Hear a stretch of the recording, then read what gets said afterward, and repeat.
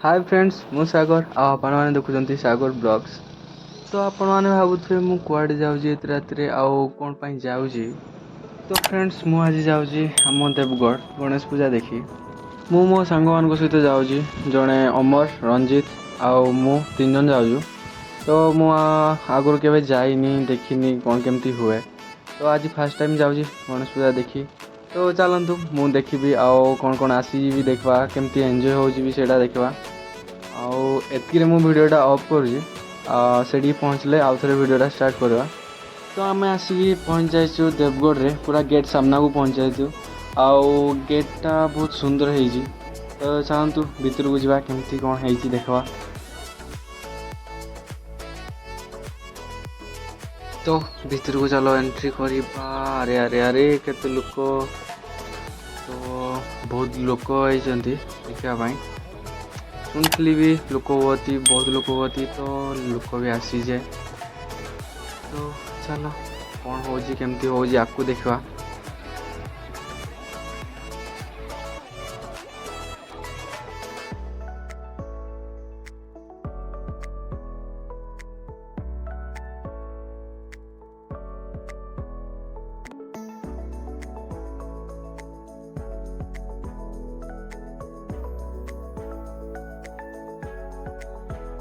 तो टिके भीतर को आसला परे आम ये देखिली कि हूँ मेलोडी। तो आम ठिया पड़लु देखापी मेलोडी। आम तो ठिया हेलु हेलु पुणी ये मेलोडी देखापी ठिया होती बहुत लोक कि मेलोडी से स्टार्ट ही हैनी। तो आम भाविलु मेलोडी पर देखा आगो जाकि ठाकुर दर्शन कर आसवा। तो आम बाहरी गलु ठाकुर दर्शन पाई। सेपटू एपटे आसिक देखला बेले एपटे भी अच्छा बहुत लोक भिड़। तो कौन करूँ एमती सैड हो पड़ू। चलतु सैड होगा देखा केमती कौन डेकोरेशन कराई।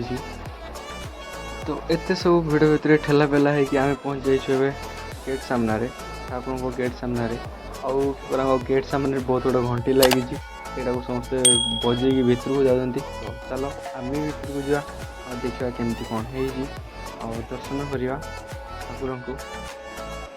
तो अब आम पहुँच जाइए पूरा ठाकुर को पाखक पूरा सामना को। आउ डेकोरेशन भी बहुत सुंदर है ठाकुर भी बहुत भल लिखा। तो ठाकुर दर्शन पर आम जा साइड।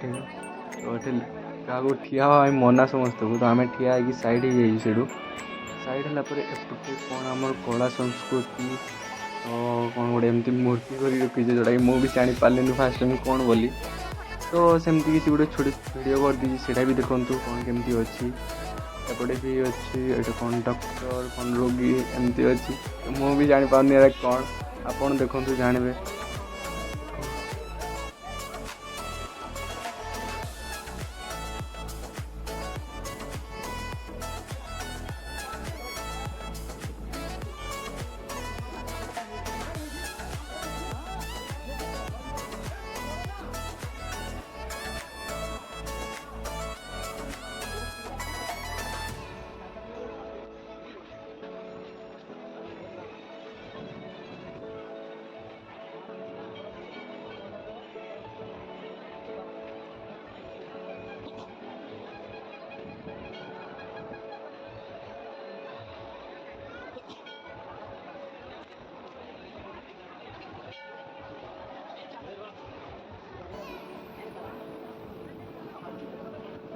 तो ठाकुर दर्शन पर आम सीधा बाहर गलु बाहर को।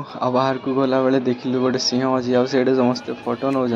आमर एमती किसी फोटो नेबार ना आम सीधा बाहर जो बटे दुकान बसला से बटे दुकान आड़े गलु आम गलु।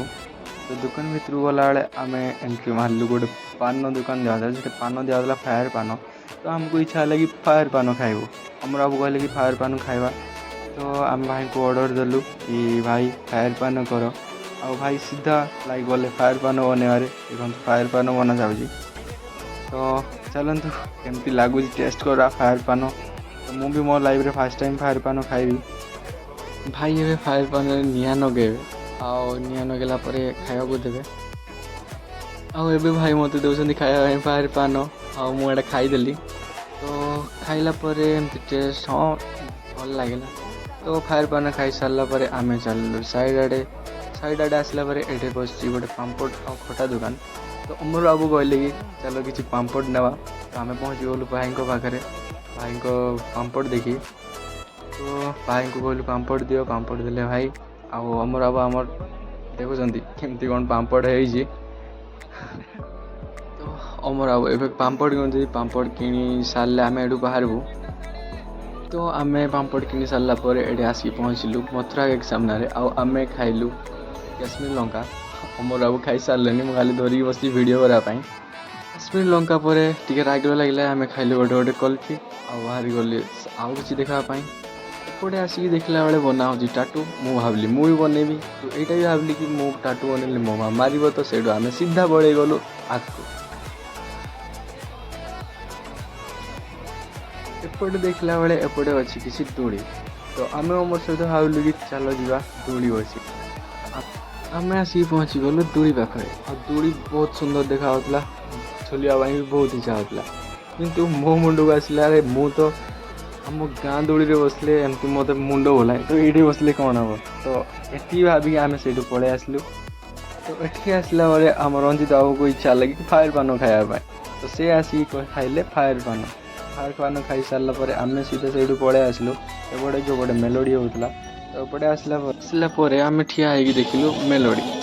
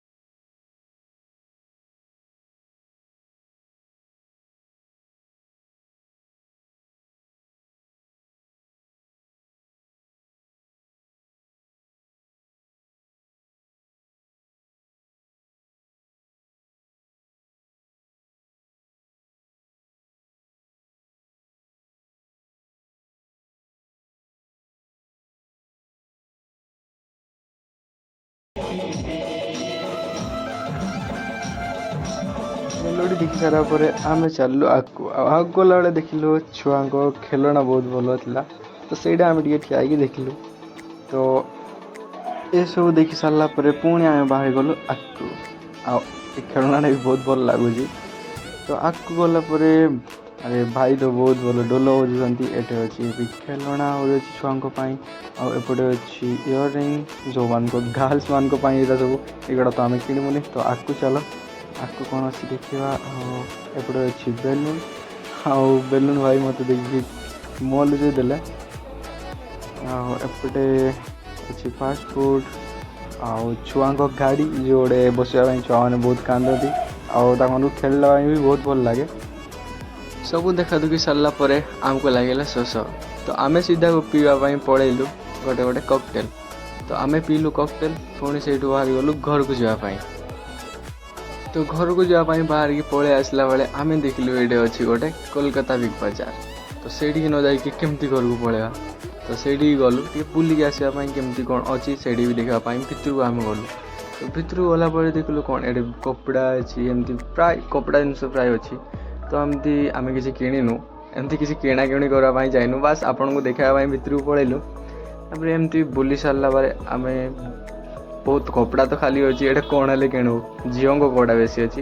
କାହାର କିଣିବାର ଅଛି ତ ପଳେଇ ଯାଆନ୍ତୁ ସେଇଠି ଭଲ ରେଟ୍ରେ ବି ଦେଉଛନ୍ତି କପଡ଼ା। ତ ଚାଲନ୍ତୁ ଦେଖିବା ଆଗକୁ କ'ଣ ଅଛି କେମିତି ସବୁ ଅଛି। ତ ଆମର ବି ଆଉ କିଛି ବୁଲାବୁଲି କରିବା ପାଇଁ ଆଉ ଇଚ୍ଛା ଲାଗୁନି। ବାସ୍ ଆପଣ ଦେଖିବେ ବୋଲି ଏ ଭିତରକୁ ପଳେଇ ଆସିଛୁ। ଆଉ ଏଇଠି ବହୁତ ଭଲ ମୂର୍ତ୍ତି ବି ଅଛି। ମୂର୍ତ୍ତି ଗୁଡ଼ା ସିନା ଯଦି ଦୋକାନୀ ଭାଇ ନାହିଁ ତ ସେଥିପାଇଁ ସେଇଠୁ ଆମେ ସାଇଡ଼୍ ହେଇଗଲୁ। ତ ଚାଲ ଆଗକୁ କ'ଣ ଏଇଠି କ'ଣ ଅଛି ଚଷମା ବାସନ ସାମାନ ସବୁ ସୁଜ୍ ଚପଲ ଡ୍ରେସ୍ ଏମିତି ସବୁ ଜିନିଷ ଅଛି। ତ ଚାଲନ୍ତୁ ଆଗକୁ କ'ଣ ଅଛି ଦେଖିବା। ସବୁ ଦେଖାଦେଖି ସାରିଲା ପରେ ଆମେ ସିଧା ଆଣିଲୁ ଘରକୁ ଆସିଲା ପରେ ଆମକୁ ଲାଗିଲା ଭୋକ। ତ ଆମେ ଗଲୁ ଗୋଟେ ଢାବାକୁ ଖାଇ। ଆଉ ଖିଆଖୁଇ ସାରିଲା ପରେ ଆମେ ଆସିଲୁ ଘରକୁ। ଭିଡ଼ିଓଟି ଯଦି ଆପଣମାନଙ୍କୁ ଭଲ ଲାଗିଥିବ ତ ଲାଇକ୍ କରିବେ କମେଣ୍ଟ କରିବେ ଆଉ ସେୟାର କରିବେ।